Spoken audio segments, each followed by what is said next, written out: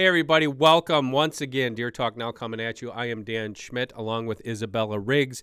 Welcome to another episode. We do these every Thursday. We appreciate you joining us, and all we ask you to do is like and subscribe to wherever you're listening to the podcast or watching the podcast. Today's topics are going to be varied, and it's going to be, you might not know this gentleman. You've probably seen him or heard him online recently. His name is Dusty Backer. He's from North Dakota. Dusty, thanks for joining us on the podcast today.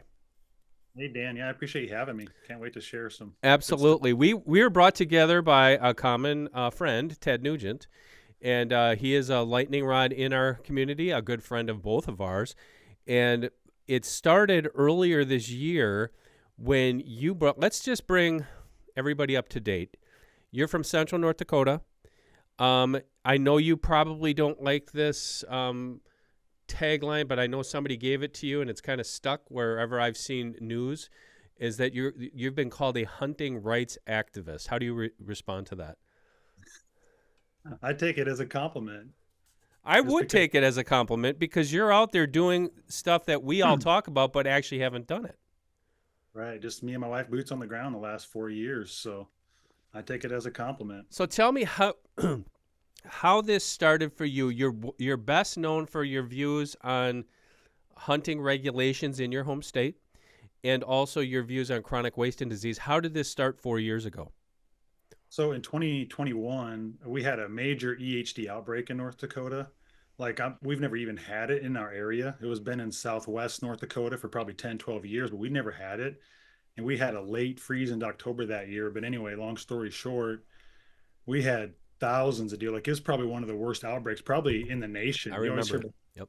Elk River. But anyway, it was bad.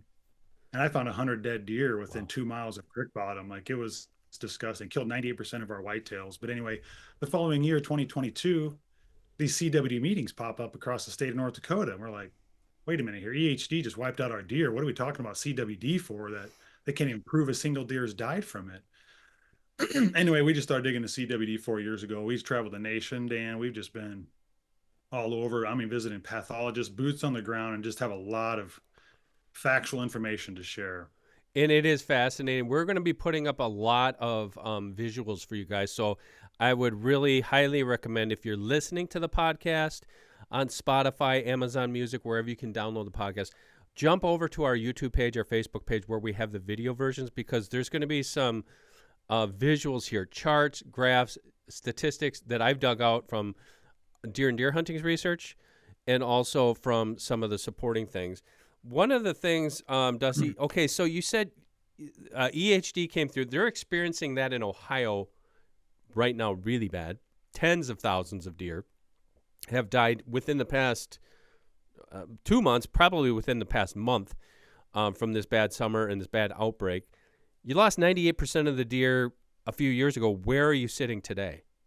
It's still really slow, actually. It's a slow comeback. And that's what the game and fish I was calling, like, hey, you got to just cut the doe tags. This is how it all started. And they still left doe tags in certain units. I'm not talking like a unit or two. Yes, there's still 100 doe tags they give out in our unit for whitetail doe. And I mean, a 30-mile radius, a big unit. I spend like 6 months out of the year looking for deer, and it's a slow comeback. They winter by our place where I'm at. It used to be like 6, 7, 800 at times, and now they're still on like 40 to 50 in the winter. You've got to be kidding me. So that area lost 98% of its deer herd, and they're still giving out antlerless tags? Yes, and then you had a 22, 23, and 2022, 23 winter was a really bad winter. Like, I'm like 60 to 100 inches of snow, and the game and fish's number on the eastern half of the state was like 40 to 50,000 deer died. Well, think about how many of those deer had fawns. I mean, we've lost so many deer the last 4 years, and they continue to push the CWD narrative when they can't prove one single deer has even died. We thought there was one in North Dakota, but we can get into that more. We're going to get into that. So is that the response I want to stay on that topic for a second. So North Dakota, just so you guys know, and this is no offense to you, Dusty, or anybody in North Dakota, but it's not much for a whitetail state. If you look at, they don't even estimate their population. They do have their harvest data. Their harvest data, my county here in Wisconsin, my county kills more deer per year by hunters than North Dakota kills in the entire state. The entire state, it averages about 25,000 deer killed per year by hunters. So what are the talking points to by the state, because they're the ones who are managing the deer? What are the talking points you're hearing as to, is it because of chronic wasting disease why they're still trying to manage a deer herd that's not even there? Not so much. They don't want to talk about it anymore because what we've accomplished here in North Dakota, it's all habitat now. Habitat, habitat, habitat. Well, in the state of North Dakota, we still got cattail sloughs and tree rows in the western half of the state. We got tons of habitat, but our winters, I mean, they gave out like 120,000 deer tags prior to 2009. And 9, 10, 11 had bad winters. And then we've had a few bad ones since, the EHD outbreak since. And now they give out this year 42,000 gun tags. Like, and they still want to talk about CWD, Dan. This is just absurd. It is absurd. So, the first thing we're going to put up on the screen here, Isabella, is Dusty's. I think this is your Facebook page, the Chronic Wasting Disease Facebook page. It's chronic wasting, and then it's DI space SEASE. We're going to show it here on the screen so where you guys can find it. There's some really good information on this page. But your kind of your battle cry, Dusty, has been, I wrote this down, be the reason why someone stops believing the CWD narrative. Explain that to me. First of all, I want to just tell the viewers that CWD, a neurodegenerative disease, is real. However, the CWD narrative is not real. The prion has never been isolated, and we just need to change the paradigm shift. So be the reason, spread the word, CWD, share it. We just need to get the other perspective out there, Dan. We hear nothing but the agency, all the propaganda, propaganda, propaganda. And I would love to come on with agencies. If anybody wants to join, I would love to be on with somebody from an agency as well. I agree with you. The disease is real. The disease is here. It is, we see this within our industry. People saying they've accused me of being a CWD denier. I'm not a denier at all, but I've been wrapped up in this for 30 years, studying it, seeing some of the same things that you're seeing. In that, we are quote unquote fighting, and I put that in quotes because I don't think you can fight it. Fighting a disease that has not shown massive declines in deer populations. Let me stop you there for a minute. Isabella, put up this chart because I just put this on Facebook yesterday. Thanks to Dr. Deer, and he works for our competitor, but his information is. Let me just stop there for Wisconsin. The 4 counties in one of the biggest deer hunting states, 4 counties most known for CWD since 2008, 17 years of fighting this disease, the population has increased 43%. So that's, I think, what we're getting there is when you're talking about the narratives are what, Dusty? What are the talking points that you're hearing that are counterintuitive to what common sense should tell you?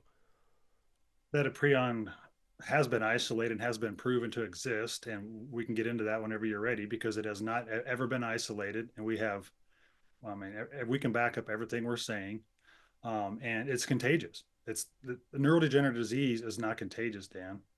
They always claim that it's identical to CJD in humans, the Creutzfeldt-Jakob's disease. That's not contagious through bodily fluids. It's holes in the brain. It's just the myelin degrading. So let's just say talk about what a neurodegenerative disease is real quick. The myelin, the white matter of the brain, it ruptures spinal cord, ruptures nerves. It's just the myelin degrading. That's why you have to see it under the microscope in order to confirm a CWD deer. And we thought there was a couple in the nation that had been confirmed, and there was one in North Dakota. So we've done several open record requests on clinical deer. And we had 7 clinical deer on the open records request that we requested from our agency. But only one was necropsied to see the myelin deterioration. So we even called our pathologist. And we said, okay, you have the one confirmed deer of CWD. And she's like, whoa, whoa, whoa. I didn't say that deer died of CWD. That deer could have died from anything. I just look at tissue. I'm like, well, what about the prions? Did you see the prions? Oh, no, you don't see prions. And I quote, evidence of prions. Like, this is from the pathologist that looked at the necropsy. And we thought the one in North Dakota was actually in the nation that has been proven to have died of CWD. And since we dug into that also, it's proven not true. But one of the other talking points is, well, that I'm playing devil's advocate here. Well, that doesn't matter because once they get CWD, they will underscore will die. How do you reply to that? That is false as well because when the myelin deteriorates, a myelin cell can only last a week to 2 weeks, and myelin is 100% cholesterol. And deer make cholesterol in their liver, whereas us humans, we only make 15% cholesterol. We have to intake cholesterol to keep our myelin healthy. While the deer makes it, they just need the nutrients in their liver to make it. So you can reverse the myelin deterioration. So So that's that. what is the what's the end game? What I have my own thoughts here, but why? Let's just stay in your home state. Why in North Dakota is there this you know Rome is burning approach? Well, there isn't that approach. I should take that back. Why is there this intense cloud of fear being spread out there about a disease that hasn't even been proven to infect one deer in that state? I'm gonna. That's a great question, and yes, we've dug into North Dakota. We've dug into several other states too, because we're helping many states, and Missouri's out of control, and Texas too. We've really helped them, and they've done a lot of open records requests. So why the big push? It's not just North Dakota. All 50 states are tied to the AFWA document. And majority of people don't know what the AFWA document is. It's Associations of Fish and Wildlife Agency. And I'm not sure why it's labeled agency, Dan, because it's actually a nonprofit organization.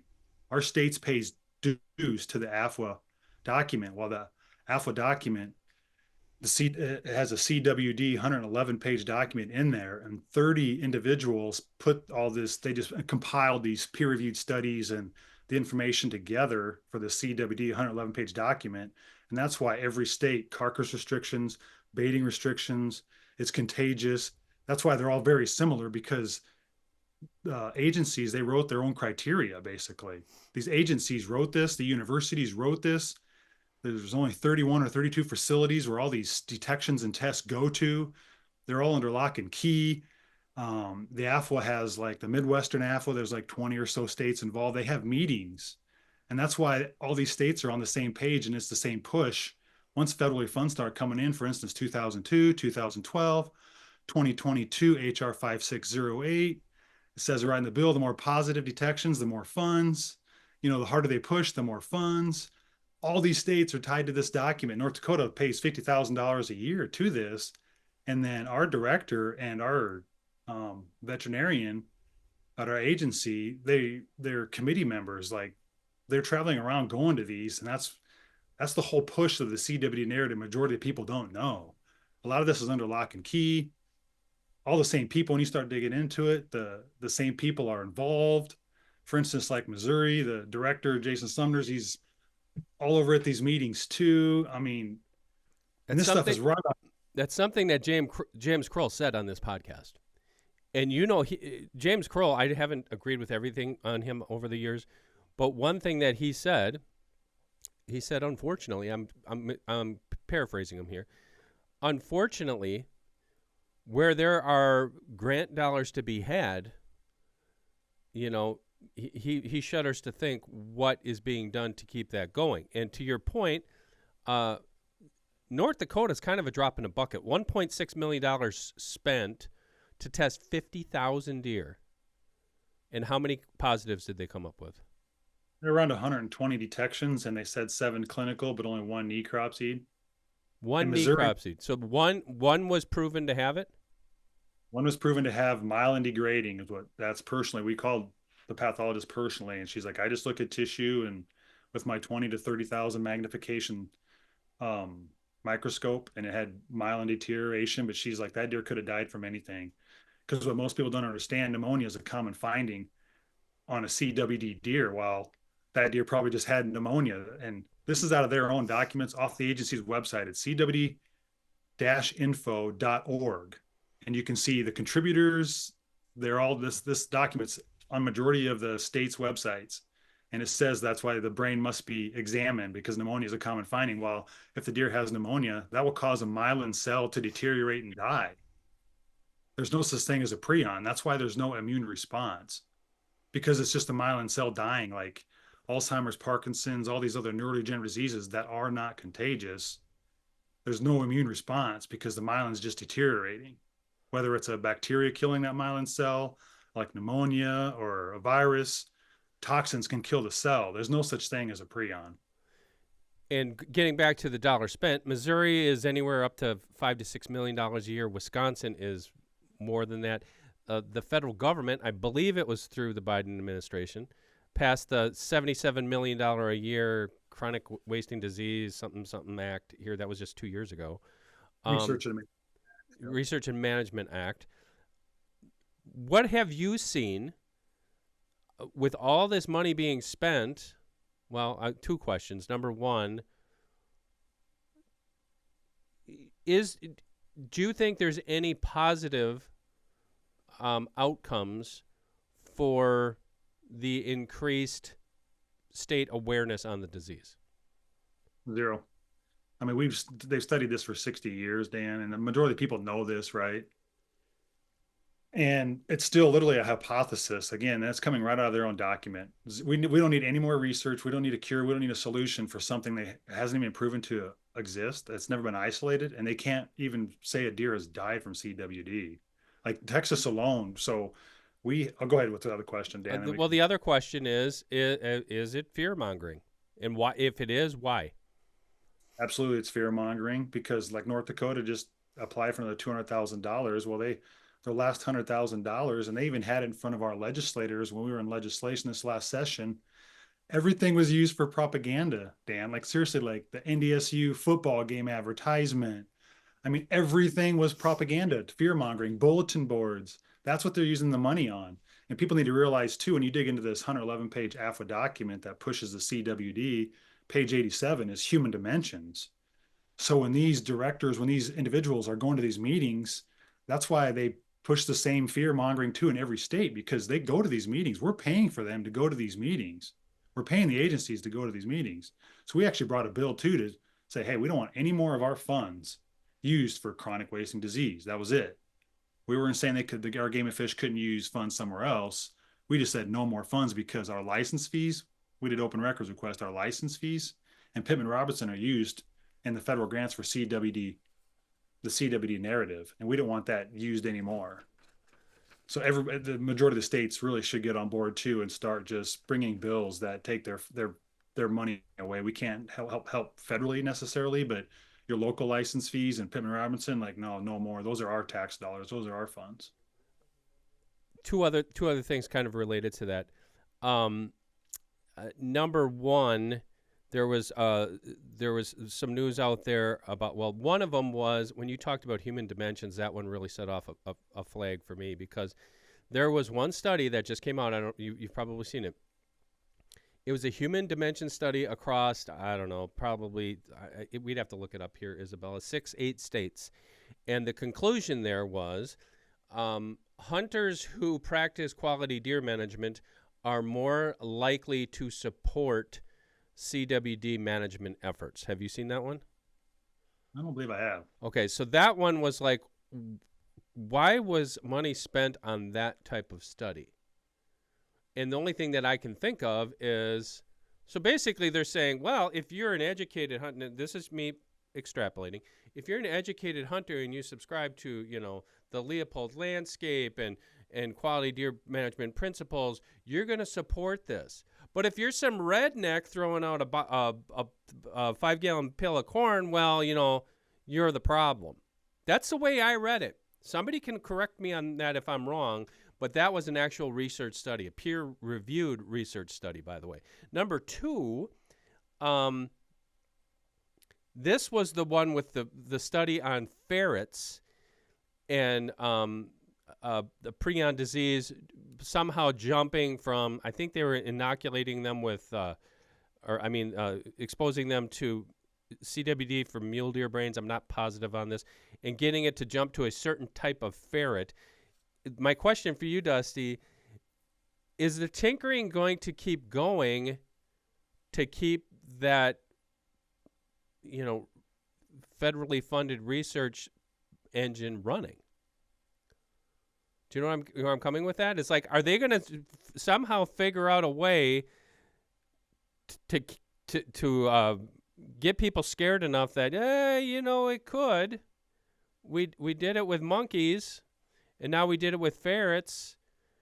Or is it genuine research that we're like saying, oh no, it definitely could affect humans?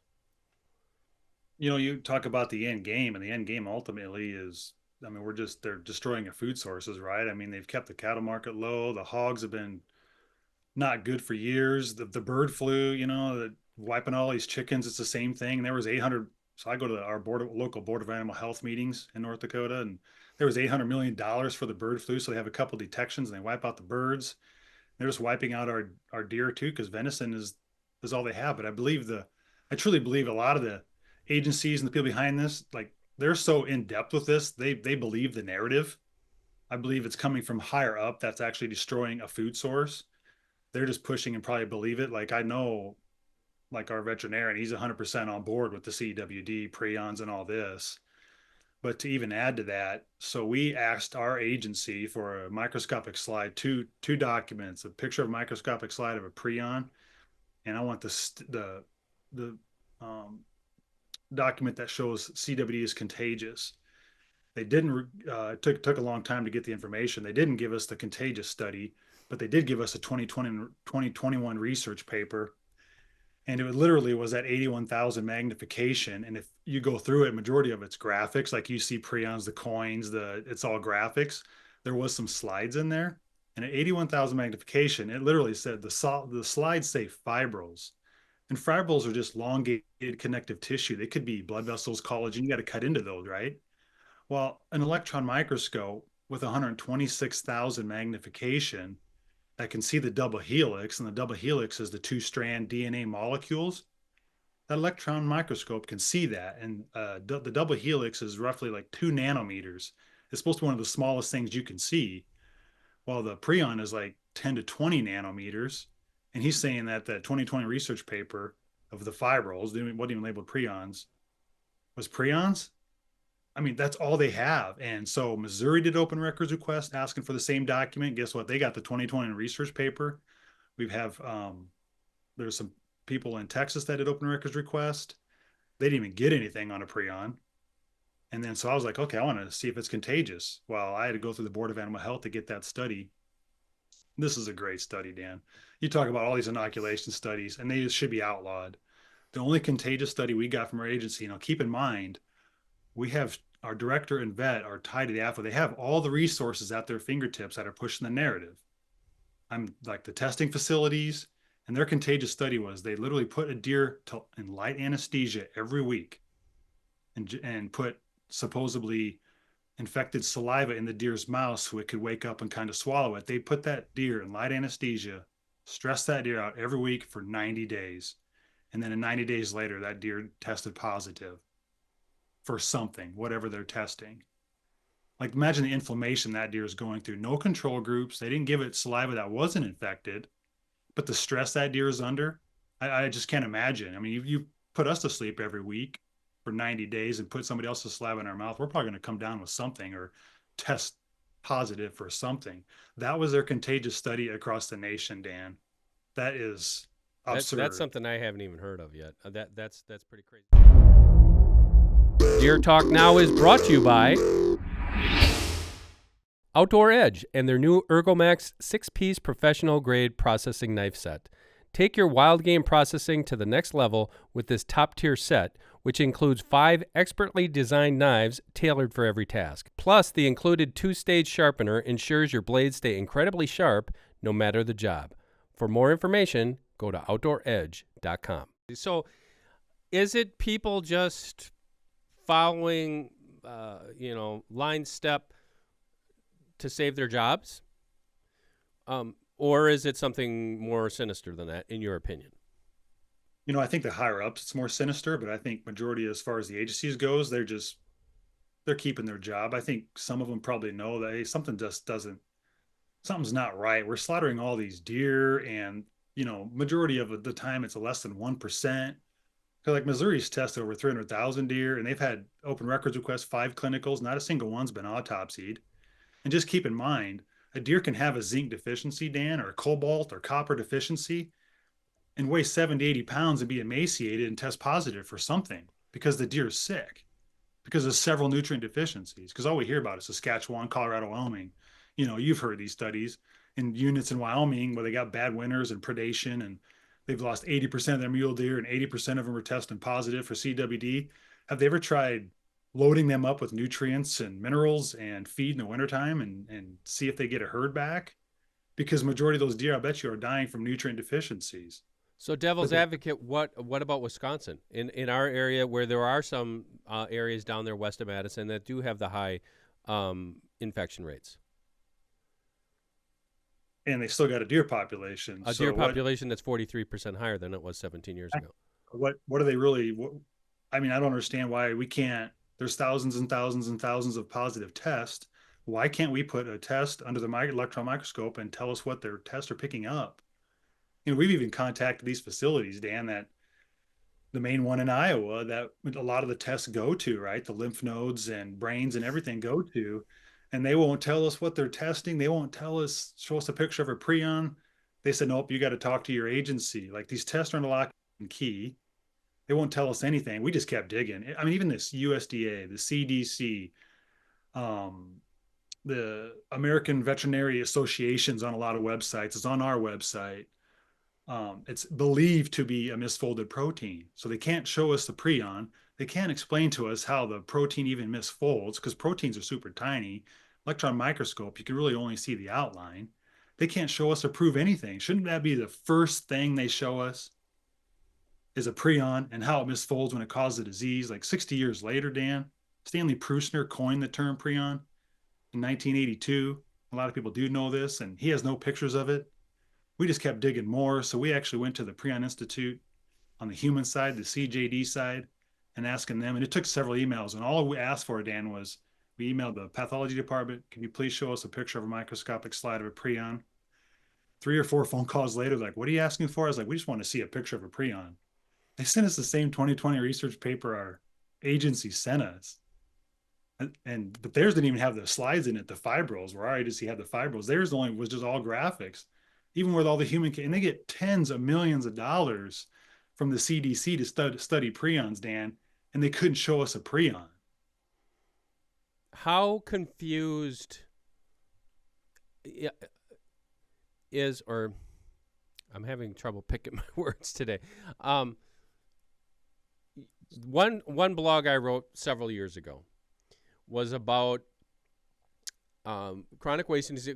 I started following this in 2002, however many years, 25 years ago, when they found it here in Wisconsin, and it was the photos from Colorado of a deer with chronic wasting disease. And I said, why aren't there more pictures of deer with chronic wasting disease? Well, because these deer die and they're out in the woods. I'm like, you don't have one? Not one in a facility? But that being aside, one thing I've noticed over the past, especially the past 5 years, probably the past 10, is every time a news story comes out, because I know journalists, I went to journalism school, they take the easiest route of getting the story out, especially if you don't know anything about it. Most of the articles I see are, number one, they're not even whitetails. They're pulling something off of Getty Images of a red stag or something like that, so that's completely mislabeled. But also, if they do find one of a sick deer, it's invariably a deer with EHD. What has been your view of how it's been portrayed to the American public, as far as has it been, have those lines been crossed to where the American public cannot even identify a deer that could potentially have chronic wasting disease, or a deer that's got something completely different?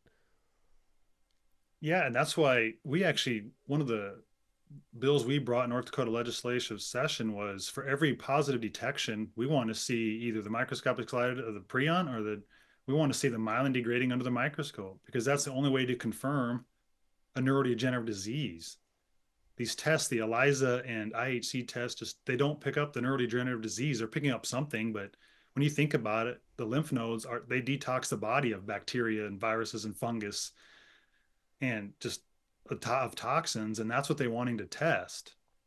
I mean, so much is just red flags with this, Dan. Like they want the majority of states do it too. They send out sampling kits. They want any hunter just take your buck knife and let's Yes. cut this Yes. contaminated lymph node out. And the deer's been sitting in this tub for a week, 2 weeks, a month maybe, and like is testing positive. Well, how deteriorated was that lymph node?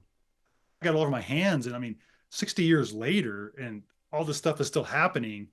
Literally, when the money goes away and the testing goes away, Dan, it's this the CWD narrative is over. It's going to be over. And that's the other thing. We're going to put another photo up here, Isabella, is okay. So correct me if I'm wrong on this, but everything that we've been told about chronic wasting disease, if the prion, let's just pretend it exists, you can't burn it, you can't bleach it, you can't do anything to kill it, right?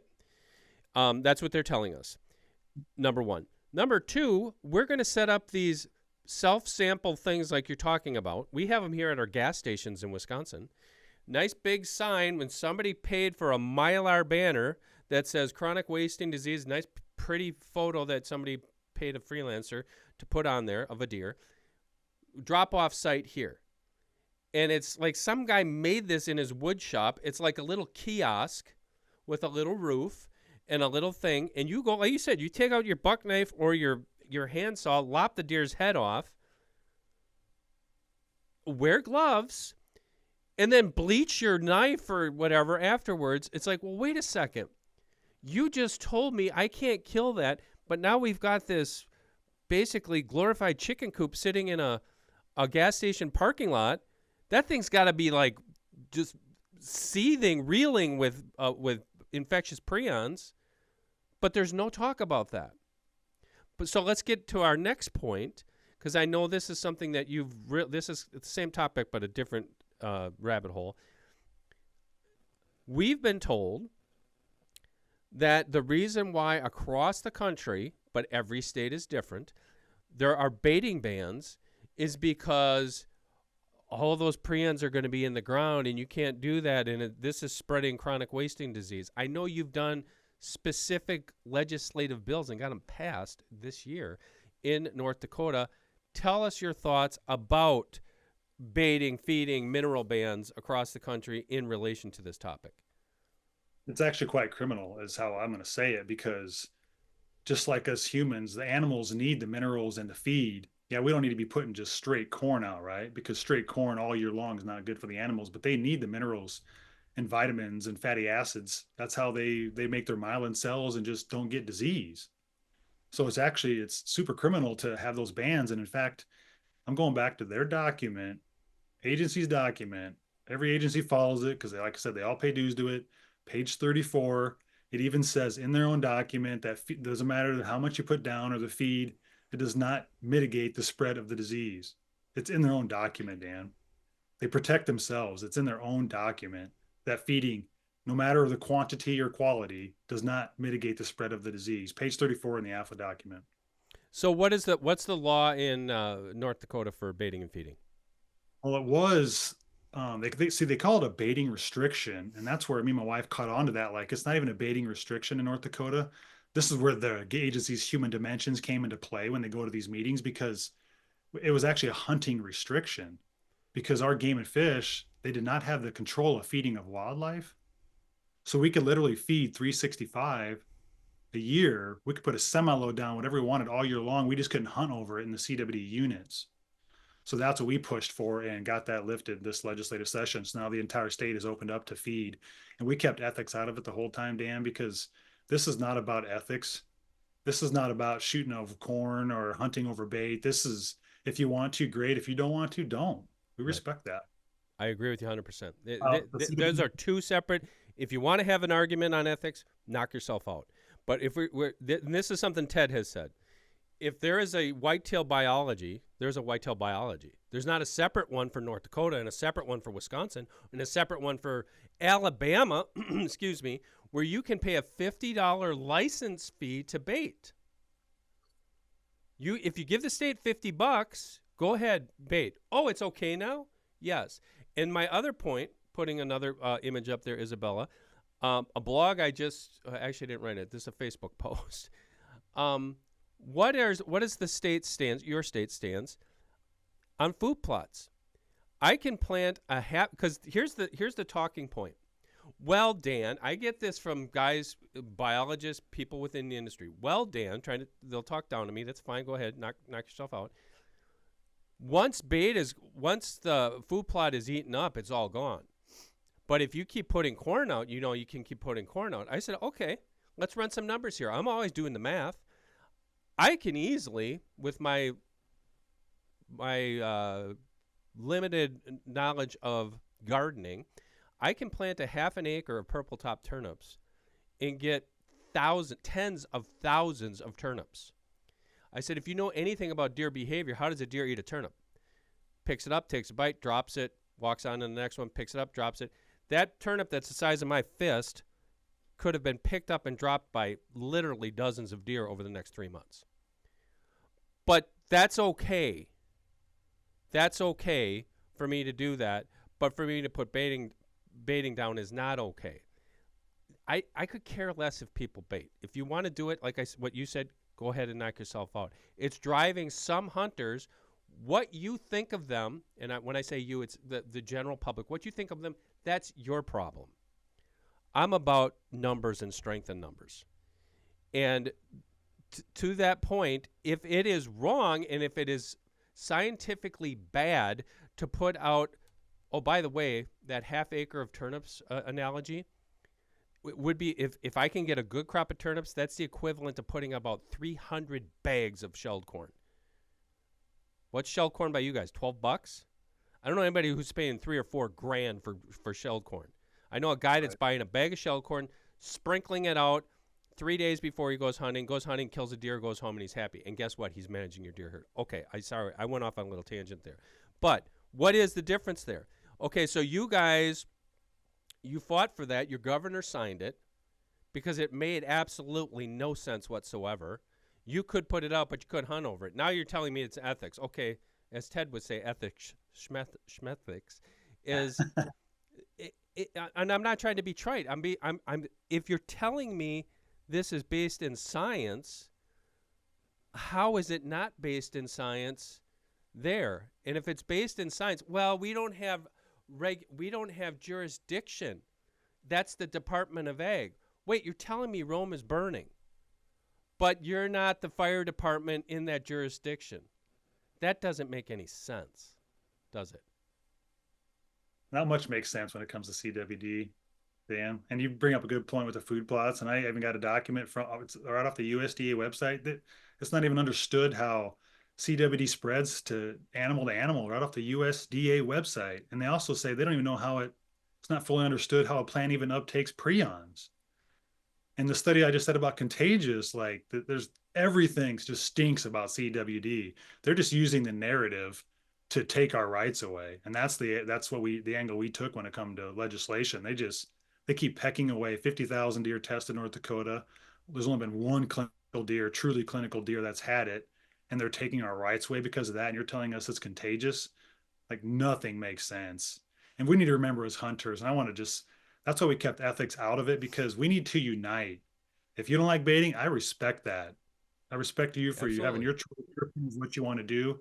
That doesn't mean you need to come after us because it's something we want to do or exposing this narrative. Like you can have your opinions we need to keep united as hunters, because that's part of this narrative that they just putting a wedge in hunters, Dan. Divide and conquer. Because they will make that point about and that's my thank you, because you put it more eloquently than I do, because I'm a little bit too caffeinated this morning. My point isn't about whether you should be able to hunt over bait or not. My point, and your point, what you just said, is that's not even part of the conversation. The conversation is, the talking point is, this is not healthy for the deer herd. If it's not healthy for the deer herd, why are we picking and choosing what we can do here? And then the answer is, I'll answer my own question, well, Dan, at least we're doing something. Okay, if you're doing something, where are the results? We've got 25 years of data here. Where are the results? Where has any of this made a piddle of difference in what we're supposed to be trying to accomplish? I don't know. Okay, so let me play devil's advocate one more time. Why then? Why the baiting bans?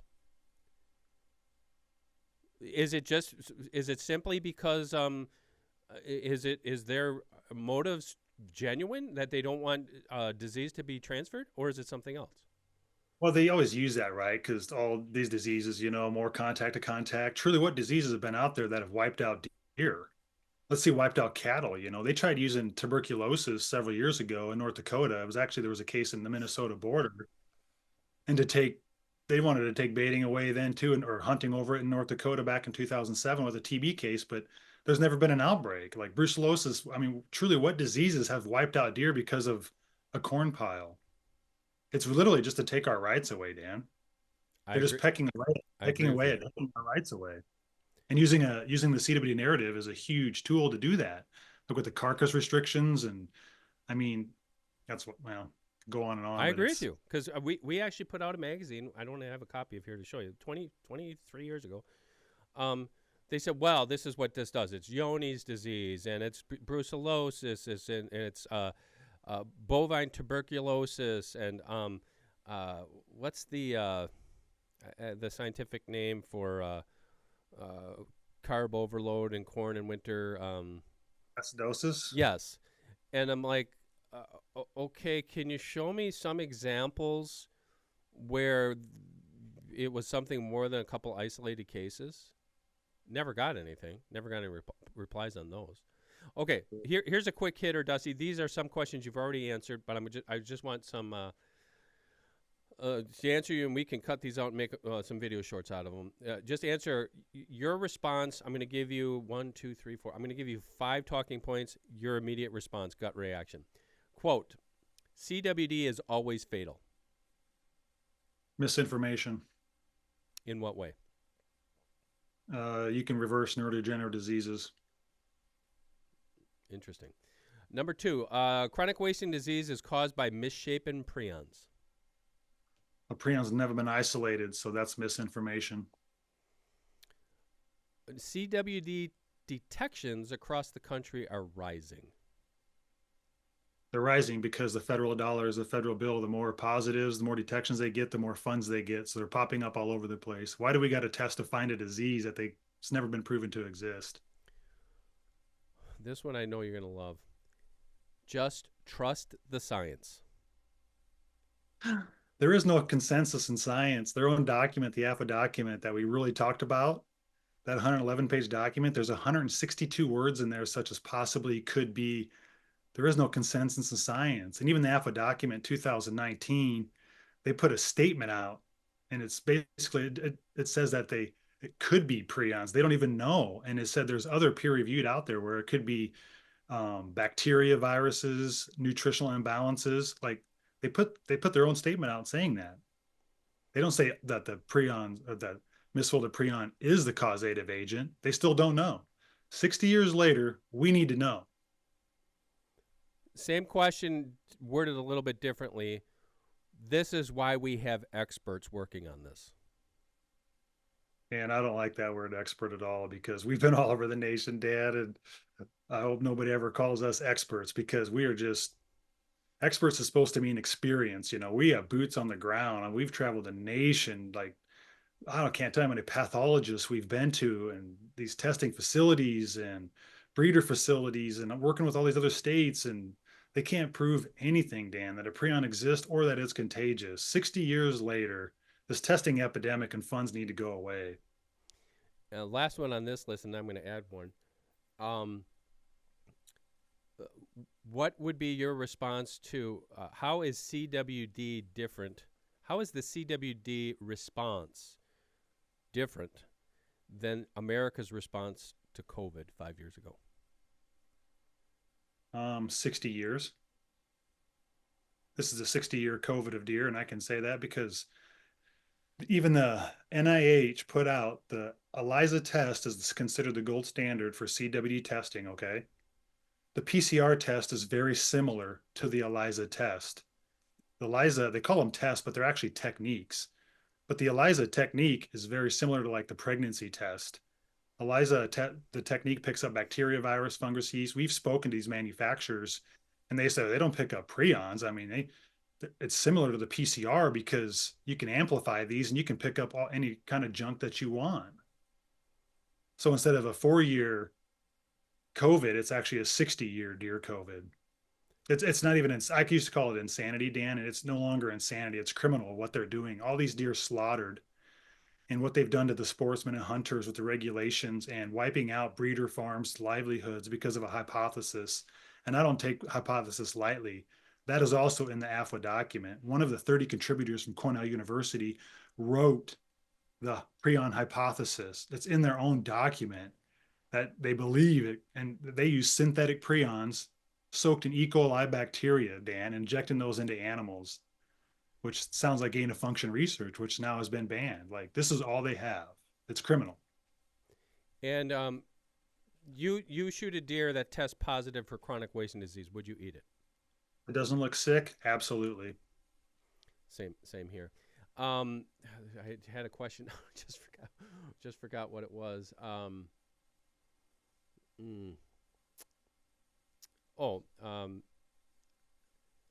Is what this is kind of I'm trying to think of a better way to phrase this.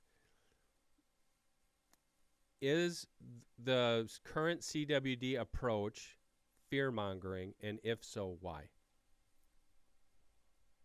Absolutely. It's 100% fear-mongering. And it's just got to be because of the funds. I mean, these agencies, they say they're not getting much funds, but North Dakota applied for another $200,000. And I mean, we've spent over $1 billion on this, Dan, in 60 years, and they're still using fear-mongering. If they're using fear-mongering, I mean, if the disease was that detrimental like EHD, we would be seeing it after 60 years, and it's not working. So they're bumping up the fear-mongering. Boy, we've seen that at other places across the country, and I don't even have to point them out. Dusty, thank you so much. Again, Dusty Backer, his Facebook page is the Chronic Wasting Disease Facebook page that we're going to show you here, because if you type it in, you're going to come up with a million other pages. Dusty, what are you going to be working on in the next few weeks, months, and what is keeping you going on this? Well, we never stop. We're trying to educate as many people as we can across the nation, and we're still working actually with the attorneys in Texas. Actually, there's some big cases coming up in Texas, and we actually testified last November in front of the Texas Animal Health Commission for 5 minutes, and they had their state vet there, their epidemiologist there, the TPWD vet there, and we just did a 5-minute talk presentation. And I looked around the room and said, has anybody in here ever seen a picture of a prion? Picture. And they literally, the vets, they put their head down, Dan. And they went to a vote, and we saved a gentleman's deer in the state of Texas. And since last month, Texas Animal Health Commission, they want nothing to do with CWD. They turned it all over to the Texas Parks and Wildlife Division. So we never stop, Dan. We're just going to keep going, educate as many people as we can. Education and boots on the ground. Dusty, thank you so much for taking this time out of your day. I know you're a busy man. We really appreciate you joining us on Deer Talk Now. Thank you so much, Dan. I really appreciate you having me on. Absolutely. We're going to put more links in the comments section, guys, so just check that out. And again, wherever you're listening or watching this podcast, just like and subscribe. That's all we ask you to do. And those visuals, like I said, will be on the video versions, obviously. So for Dusty Backer and Isabella Riggs, I am Dan Schmidt. Thank you for joining us. We will catch you again next week, Thursday, for another brand new episode of Deer Talk Now. The Deer Talk Now podcast is brought to you by Mossberg, Wildlife Research Center, Traditions Firearms, Outdoor Edge Knives, Hoyt Archery, and 10 Point Crossbow.